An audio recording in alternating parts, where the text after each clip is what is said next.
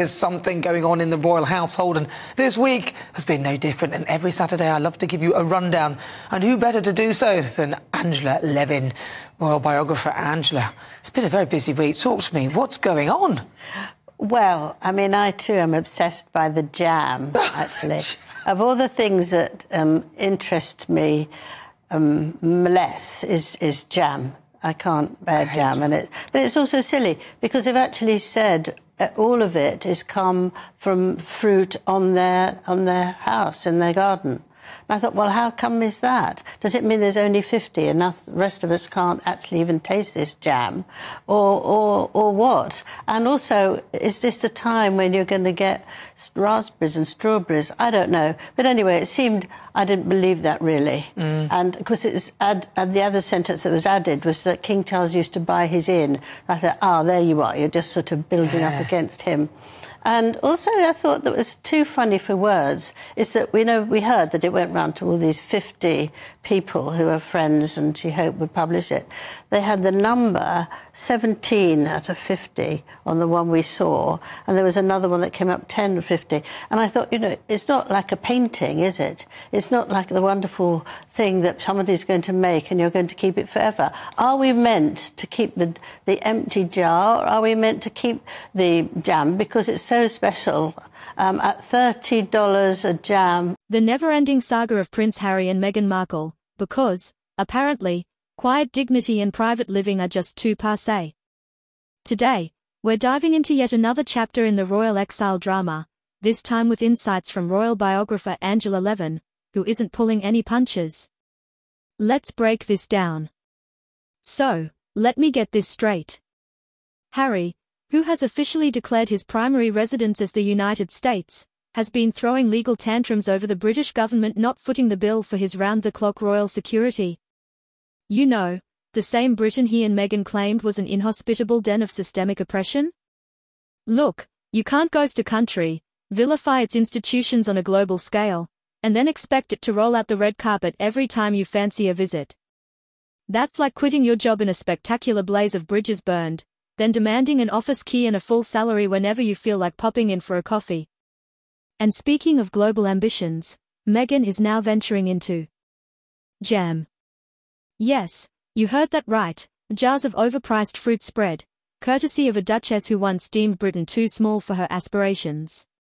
This, by the way, comes after the underwhelming ventures into podcasts, books, and lifestyle brands, each wrapped in the same flimsy marketing of female empowerment and authenticity, while paradoxically being the most choreographed PR machine we've seen since the Kardashians. A jar. It's ridiculous. And why lemons? A lemon, when you buy a car that's a lemon, it's supposed to be like a bad thing. You've got the worst one. Yeah, but you say you're a bit of a lemon, don't you? I'm a bit of a lemon today as well. That's all right.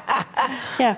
So I just think it's a ridiculous idea, and I think it's very silly to come up with one thing. You don't know what the next thing is, but she is trying to be allowed to go globally. Now, that word globally is absolutely Meghan's favourite word because Britain was too small for her. She always wanted to be global. So if she can sell things globally, she will be thrilled to bits. But, I mean, I don't really think that people are going to buy all that. And chickens, sort of things to feel... Bird food and all those things. It's ridiculous. So that's that. And Harry was a great surprise because his number one home is America. Now, he's had this for a year and he came to light 2 days ago. But this means, why has he been nagging in London for everything to get protection 24 hours a day for all his family, when actually he's hardly going to be here? And I thought that was really cunning. To do that, to hope that he could get that before it was revealed of where he is. But the thing is that he now won't be able to be to do a lot of the work. He won't have these top protectors with guns. Absolutely not. He won't be able to be a counsellor, so he can stand in if King Charles is away or unwell. He won't be able to do lots of things now that he could have done. And he was, I mean, I'm very happy for him to go away, but I think it's very unfair of him to try and be nasty about the royal family at the same time. They must be very upset as well, as saying, OK, go your way. But it's always done in a nasty way. But really, $330 for a jar of lemon jam? I mean, it's almost poetic. A lemon is slang for a dud, and at that price point, that's exactly what this product is, an overpriced, underwhelming attempt at relevance. But here's the real kicker, this whole global mantra is the antithesis of what made the royals intriguing in the first place. The magic of monarchy is in its mystique, its continuity, its deep connection to history. You can't rebrand royalty as just another celebrity influencer hustle and expect people to buy in. And yet, here we are, watching them fumble from one failed venture to the next, desperately grasping at relevance while alienating the very institution that gave them prestige in the first place. At this point, the Sussex business model isn't about substance, it's about attention. Every move, every lawsuit, every meticulously staged paparazzi shot screams, "Look at us, we're still relevant." But here's the truth, true relevance doesn't need to be well, I mean, especially if you're ill as well. Yes, the King exactly. and Catherine ill and stuff, you know, like, leave them be. Well, when Prince William came back to work again, and I thought he looked rather thin, and I thought he looked rather stressed. And he's with this company that is charity that he's doing, that food that everybody leaves, in restaurants and all that, and it goes round to people who can't really afford to eat. And he was chopping up celery, and he was doing his best. And the woman gave him 2 cards, wishing King Charles and also his wife well, and he said, "That's so kind of you." I felt so sorry.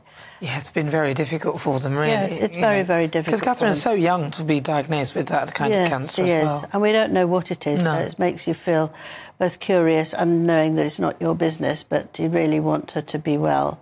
I mean, you see those lovely children, that's so cute, aren't they? You know, you really wish for her to be well. And William, although he's come back, he's not going to come too often. I mean, he's going to still be responsible for her and the children and try and make it a normal family. And I admire that hugely. And anybody who thinks that he should be doing a lot more for the country, they need just to wait and see, and I'm sure he will. Yeah, bless him. Angela Levin. But here's the truth, true relevance doesn't need to be shouted from the rooftops. If the only currency you have is grievance and controversy, you are bankrupt in the long run. Meghan wanted a fairy tale, Harry wanted freedom, and what they got was a PR nightmare of their own making. The irony? The more they demand distance from the monarchy, the more they need it to sustain their brand. Without the titles, without the connection to the crown, they are just another ex-celebrity couple trying to sell jam at luxury prices. Drop your comment below. See you in the next video.